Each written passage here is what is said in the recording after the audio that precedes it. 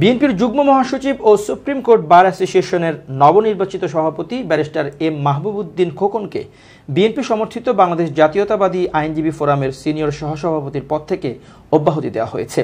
রোববার ফোরামের দপ্তর সম্পাদক মোহাম্মদ জিয়াউর রহমানের পাঠানো এক প্রেস বিজ্ঞপ্তিতে এ তথ্য জানানো হয়। বিজ্ঞপ্তিটিতে খোকনকে উদ্দেশ্য করে বলা হয়, সংগঠনের আহ্বানে সাড়া দিয়ে সদস্য পদে বিজয়ী ঘোষিত ফোরামের 3 জন সদস্য দায়িত্ব গ্রহণ থেকে বিরত থাকলেও সংগঠনের সিদ্ধান্ত উপেক্ষা করে আপনি গত সুপ্রিম কোর্ট আইনজীবী সমিতির সভাপতি পদে দায়িত্ব গ্রহণ করেছেন।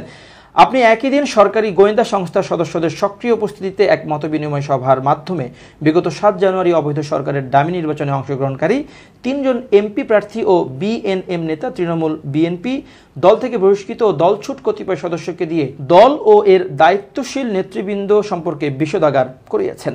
এছাড়া আপনি আপনার বক্তব্যে আইনজীবী ফোরামের শীর্ষ নেতৃবৃন্দ সম্পর্কে অবমাননাকর ও ভিত্তিহীন অভিযোগ করেছেন।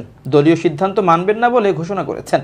অবৈধভাবে ঘোষিত আওয়ামী লীগ দলীয় তথাকথিত একজন সম্পাদকের হাতে হাত রেখে দায়িত্ব গ্রহণ করেছেন মর্মে গণমাধ্যমে সংবাদ প্রকাশিত হয়েছে।